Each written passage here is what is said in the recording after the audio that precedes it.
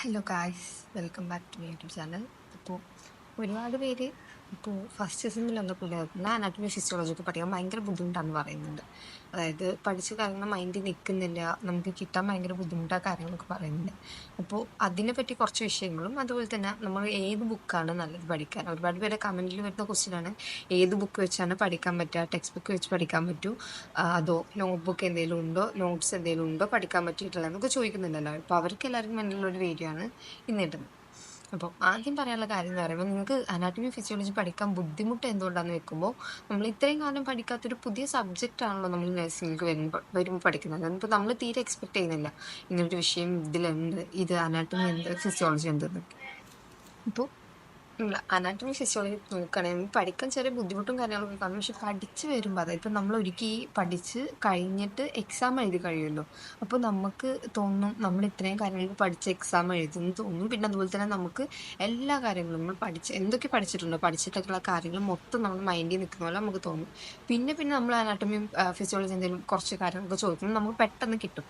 അപ്പോഴാണ് നമുക്ക് തോന്നുന്നത്, നമ്മൾ അന്ന് വിചാരിച്ചില്ല നമുക്ക് ഇത്രയും വലിയ ടെക്സ്റ്റ് ഒന്നും പഠിക്കാൻ പറ്റില്ല, പഠിക്കാൻ ബുദ്ധിമുട്ടാവുന്നവർ. അപ്പം നമ്മൾ ഇത്രയും പഠിച്ചെടുത്തില്ലേ എന്നുള്ളൊരു തോന്നൽ ഈ എക്സാം കഴിയുമ്പോൾ നമുക്ക് വരും. എങ്ങനെ പഠിക്കണം എന്നുള്ള രീതിയാണ് ആദ്യം പറയുന്നത്. ഇപ്പോൾ നമ്മൾ അനാട്ടമി പഠിക്കുമ്പോൾ, ഞാൻ ഒരുപാട് വീഡിയോസിൽ പറഞ്ഞിട്ടുണ്ട്, ഇപ്പം നമ്മൾ അനാട്ടമി പഠിക്കുന്ന സമയത്തും പിക്ചേഴ്സ് വരച്ചിട്ട് വേണം പഠിക്കാൻ. കാരണം നമ്മൾ അനാട്ടമിയിൽ നമുക്ക് ഏറ്റവും കൂടുതൽ ഇമ്പോർട്ടൻ്റ് ആയിട്ട് വരുന്നത് ഈ പിക്ചേഴ്സും കാര്യങ്ങളൊക്കെയാണ്. അതായത് വരച്ച് പഠിക്കണം, അതിൻ്റെ ഓരോ സ്ട്രക്ചേഴ്സ് കാര്യങ്ങളൊക്കെ ഉണ്ടാവുമല്ലോ, എല്ലാം വരച്ചിട്ട് വേണം പഠിക്കാൻ. ഇപ്പോൾ ഫിസിയോളജി ആണെങ്കിൽ ഇപ്പോൾ നമ്മുടെ ബോഡി വെച്ചിട്ട് തന്നെ വേണം പഠിക്കാൻ, എന്നാലും നമുക്ക് പെട്ടെന്ന് നമ്മുടെ മൈൻഡിൽ നിൽക്കുള്ളൂ. അപ്പോൾ അനാട്ടമിക്ക് ഏത് ടെക്സ്റ്റ് ബുക്കാണ് അല്ലേ ചോദിച്ചിരുന്നത്. ഇതാണ് നമ്മുടെ ടെക്സ്റ്റ് ബുക്ക്, ഈ ആശ്ലേതയുടെ ടെക്സ്റ്റ് ബുക്ക്. ഈ ബുക്ക് വെച്ചിട്ടാണ് നമ്മൾ പഠിച്ചിട്ടുള്ളത്, കാണുന്നുണ്ടല്ലോ. അപ്പോൾ നല്ല ടെക്സ്റ്റ് ബുക്കാണ്, എല്ലാം അത്യാവശ്യം പിക്ചേഴ്സ് കാര്യങ്ങളൊക്കെ ഇതിൽ അകത്തുനിന്ന് വരുന്നത്. ഇതിപ്പോൾ ഹാർട്ടിനാണെങ്കിൽ പിക്ചേഴ്സ് കാര്യങ്ങൾ ഇങ്ങനെയൊക്കെയാണ് വരുന്നത്. പിന്നെ എല്ലാ സമയവും അത്യാവശ്യം എല്ലാതും ഈ ടെക്സ്റ്റ് ബുക്കിനകത്ത് നല്ല ക്ലിയർ ആയിട്ട് വരുന്നുണ്ട്. അതുകൊണ്ടാണ് നമുക്ക് പെട്ടെന്ന് ഇതുപോലെ തന്നെ ഇതുണ്ടോ മൈക്രോ പിക്ചേഴ്സ്, ഇതൊക്കെ നമുക്ക് ഇമ്പോർട്ടൻ്റ് ആണ്.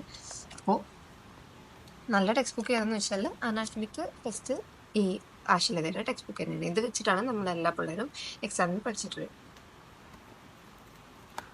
പിന്നെ ഫിസിയോളജിയുടെ ടെക്സ്റ്റ് എന്ന് പറയുമ്പോൾ സെമ്പുലിംഗ ടെക്സ്റ്റാണ്. നമ്മൾ നേരത്തെ പറഞ്ഞിട്ടുണ്ട്, സെമ്പുലിംഗത്തിൻ്റെ ടെക്സ്റ്റാണ് ഫിസിയോളജിക്ക് നമുക്ക് ഏറ്റവും ബെറ്റർ ആയിട്ടുള്ളത്. അതിലെന്ന് പറയുമ്പോൾ ഇപ്പം നമ്മൾ പഠിക്കുന്ന കാര്യങ്ങളൊക്കെ നല്ല ക്ലിയർ ആയിട്ട് അവർ കൊടുത്തിട്ടുണ്ട്. നമുക്ക് പെട്ടെന്ന് ക്യാച്ച് ചെയ്തെടുക്കാൻ പറ്റുന്ന സിമ്പിൾ വേർഡ്സ് ആയിട്ടാണ് അവർ അത് എഴുതി കൊടുത്തിട്ടുള്ളത്, അല്ലെങ്കിൽ ആ ഒരു ബുക്ക് ഉണ്ടാക്കിയിട്ടില്ല. അതുകൊണ്ട് തന്നെ നമുക്ക് സെമ്പുലിംഗം വെച്ചിട്ട് പഠിക്കാൻ നല്ല സുഖമാണ്. സെമ്പുലിംഗ ടെക്സ്റ്റ് കാണിച്ചത് ഇതാണ് സെമ്പുലിംഗത്തിൻ്റെ ടെക്സ്റ്റ്. അത് അത്യാവശ്യം ഇതാണ് നല്ല കട്ടിയൊക്കെ.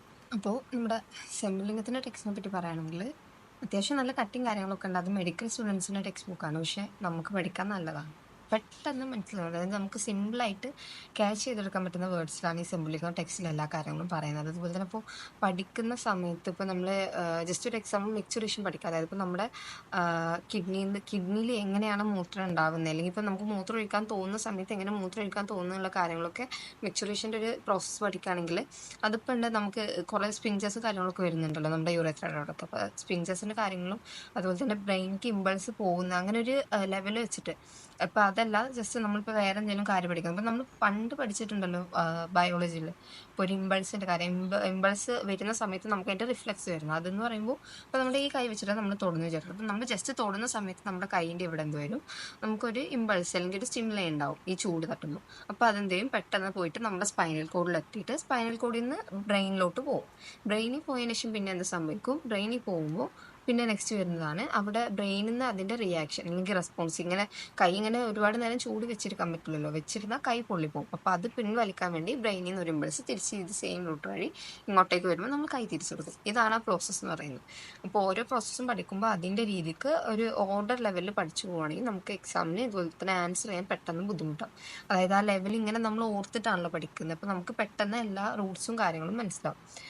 ഇപ്പോൾ ഫിസിയോളജിക്ക് എക്സാം ആൻസർ ചെയ്യുന്ന സമയത്ത് നമ്മൾ എന്ത് ചെയ്യണമെന്ന് വെച്ചിട്ടുണ്ടെങ്കിൽ, നമ്മൾ ഒരിക്കലും അനാട്ടമിയുടെ പോലെ പിക്ചേഴ്സ് വരയ്ക്കുക അല്ലെങ്കിൽ അതിൻ്റെ സ്ട്രക്ചർ കാര്യങ്ങൾ എഴുതുക, അങ്ങനെയൊന്നും ചെയ്യരുത്. ഫിസിയോളജി എന്ന് പറയുമ്പോൾ അതിൻ്റെ ഫങ്ഷൻസ് അല്ലെങ്കിൽ എങ്ങനെ പ്രവർത്തിക്കുന്ന രീതി, നമ്മുടെ ബോഡിയിൽ ഈ ഓർഗൻസിൻ്റെ അല്ലെങ്കിൽ ഈ അവയവങ്ങളുടെ ഡ്യൂട്ടി എന്തൊക്കെയാണെന്നൊക്കെയാണ് ഫിസിയോളജിയിൽ പറയുന്നത്. അപ്പോൾ എഴുതുമ്പോൾ അതിനനുസരിച്ച് ശ്രദ്ധിച്ചിട്ട് വേണം എഴുതാൻ. ഒരിക്കലും അനാട്ടമിയും ഫിസിയോളജിയും കൂടെ മിക്സ് ആയിട്ട് വരരുത്. അതായത് ഇപ്പോൾ നമ്മൾ ചിലപ്പോൾ എക്സാമിൻ്റെ പേടി കാരണം കൊണ്ടൊക്കെ അനാട്ടമി വരുന്ന സമയത്ത് നമ്മൾ എന്ത് എഴുതും, അതിൽ ഫിസിയോളജി കൂടെ അല്ലെങ്കിൽ പ്രോസസ്സ് അല്ലെങ്കിൽ ഫംഗ്ഷനും കൂടെ ചേർത്ത് എഴുതും. അങ്ങനെ എഴുതാൻ പാടില്ല. അനാട്ടമിയിൽ പിക്ചേഴ്സ് മാത്രം. മാക്സിമം എത്ര പിക്ചേഴ്സ് അല്ലെങ്കിൽ എത്ര തവണ നിങ്ങൾക്ക് പടം വരക്കാൻ പറ്റും ഓരോ ക്വസ്റ്റ്യനും അത്രത്തോളം പടം വരച്ചെടുക്കുക. പിന്നെ അതുപോലെ തന്നെ ആ വരച്ച പടത്തിന് വെച്ചിട്ട് കുറച്ച് വേർഡ്സും എഴുതും. പിന്നെ ഈ കാണുന്ന സംഭവങ്ങളൊക്കെ ഉണ്ടല്ലോ, ഇതാണ് നമ്മൾ ഹിസ്റ്റോ പാത്തോളജി അല്ലെങ്കിൽ മൈക്രോസ്കോപ്പിക് വ്യൂ എന്ന് പറയുന്നത് ഈ പിക്ചേഴ്സൊക്കെ. അപ്പോൾ ഇതൊക്കെ ഭയങ്കര ഇമ്പോർട്ടൻ്റ് ആണ്. ഇങ്ങനത്തെ പിക്ചേഴ്സ് നമ്മൾ പഠിക്കുന്ന സമയത്ത് അതിൽ ഇതുപോലത്തെ പിക്ചേഴ്സ് വരുന്നുണ്ടെങ്കിൽ മാക്സിമം അത് വരച്ചിട്ട് തന്നെ പഠിക്കണം. അല്ലെങ്കിൽ ഇപ്പോൾ ജസ്റ്റ് ഒരു വട്ടം വരച്ചിട്ട് അതിനകത്ത് ഒരു 5-6 ഇതുപോലെ ഡോട്ട്സും കാര്യങ്ങളൊക്കെ വരച്ച് ജസ്റ്റ് ഒന്ന് വരച്ചിട്ടാൽ മതി. പക്ഷേ നമ്മളെപ്പോഴും അനാട്ടമിയിൽ ഒരുപാട് പിക്ചേഴ്സ് വരച്ചെടുക്കണം. കാരണം പിക്ചേഴ്സിന് ഭയങ്കര ഇമ്പോർട്ടൻസ് വരുന്നുണ്ട് അനാട്ടമിയിൽ. അപ്പോൾ വരക്കുന്നതും എഴുതുന്ന സമയത്ത് മാക്സിമം പിക്ചേഴ്സ് വരച്ചിട്ട് എഴുതാനുള്ള കണ്ടന്റ് കുറച്ചിട്ട് വേണം അനാട്ടമിക്ക് എഴുതാൻ. ഫിസിയോളജി ആണെങ്കിൽ നമുക്ക് ഒരുപാട് കഥ എഴുതുന്ന കണക്കിന് എഴുതാം. അതായത് ഇപ്പോൾ നമുക്ക് ആ സംഭവം അറിയുന്നുണ്ടെങ്കിൽ നമുക്ക് എന്ത് ചെയ്യാം, അതിന് ഫുള്ള് എക്സ്പ്ലെയിൻ ചെയ്തിട്ട് വലിയൊരു കഥ പോലെ എഴുതാൻ പറ്റുന്നത്. ഫിസിയോളജിയിലുണ്ടോ ഇപ്പോൾ ഈ കാണുന്നൊക്കെ നമ്മുടെ നെഫ്രോൺ അല്ലെങ്കിൽ കിഡ്നിയുടെ ഓരോരോ പാർട്സ് ആണ്. അപ്പോൾ ഈ കാര്യങ്ങളും നെഫ്രോണൊക്കെ വരയ്ക്കുന്ന സമയത്ത് ഇപ്പോൾ നെഫ്രോൺ അനാട്ടമിയിൽ നമ്മൾ എന്തായാലും വരച്ചിട്ട് പഠിക്കും. അപ്പോൾ നമുക്ക് ഫിസിയോളജിയിൽ എഴുതുമ്പോൾ ആ പോകുന്ന റൂട്ടും കൂടെ ജസ്റ്റ് ഒന്ന് അറിഞ്ഞിരുന്നാൽ മതി. അപ്പോൾ നമുക്ക് ഒന്നുകൂടെ ഫിസിയോളജി എഴുതാൻ സുഖമാവും. പിന്നെ ഇപ്പോൾ അനാട്ടമിയിൽ ജസ്റ്റ് നിങ്ങളടുത്തൊരു യൂറിൻ സിസ്റ്റം അല്ലെങ്കിൽ കിഡ്നിയുടെ എക്സ്ക്രീഷൻ സിസ്റ്റം അങ്ങനെ എന്തെങ്കിലും ചോദിക്കുകയാണെങ്കിൽ നിങ്ങൾ എന്ത് ചെയ്യണം, ഇപ്പോൾ കിഡ്നിയുടെ അതുപോലെ തന്നെ അതിൽ ബ്ലഡ് സപ്ലൈ വരുന്ന മറ്റേ 2 വെയിൻസ് ആർട്ടറീസ് കാര്യങ്ങളൊക്കെ അത് വരച്ചിരിക്കണം. പിന്നെ യൂറേറ്റർ വരച്ചിരിക്കണം, ബ്ലാഡർ, പിന്നെ താഴെ നമ്മുടെ യൂറേറ്റർ, അങ്ങനത്തെ കാര്യങ്ങളൊക്കെ കറക്റ്റായിട്ട് വരച്ചിരിക്കണം. കാരണം ആ സിസ്റ്റം എന്ന് പറയുമ്പോൾ അതിൽ എന്തൊക്കെ വരുന്നുണ്ട് അതെല്ലാം എഴുതണം. ഇപ്പോൾ നമ്മുടെ ഡൈജസ്റ്റീവ് സിസ്റ്റം ആണെങ്കിൽ നമ്മുടെ വായ, അതുപോലെ തന്നെ ഫാരിങ്സ്, നമ്മുടെ ഈസോഫാഗസ്, പിന്നെ നമ്മുടെ stomach, small intestine, large intestine, പിന്നെ റെക്ടം, മാനസ് അങ്ങനെയൊക്കെ വരുന്നുണ്ടല്ലോ. അപ്പോൾ ആ ഒരു സിസ്റ്റം ചോദിച്ചാൽ അത് കംപ്ലീറ്റ് എഴുതാൻ അറിഞ്ഞിരിക്കണം. അറിയണമെന്നുണ്ടെങ്കിൽ നമ്മൾ പഠിക്കുന്ന സമയത്ത് ഇതുപോലെ തന്നെ ക്ലിയർ ആയിട്ട് നമ്മുടെ ബോഡി അല്ലെങ്കിൽ നമ്മൾ വെച്ചിട്ട് തന്നെ പഠിക്കണം. അപ്പോഴാണ് നമുക്കൊന്നും കൂടെ എഴുതാനും പെട്ടെന്ന് ക്യാച്ച് ചെയ്തെടുക്കാനും സുഖമായിട്ട് വരുന്നത്.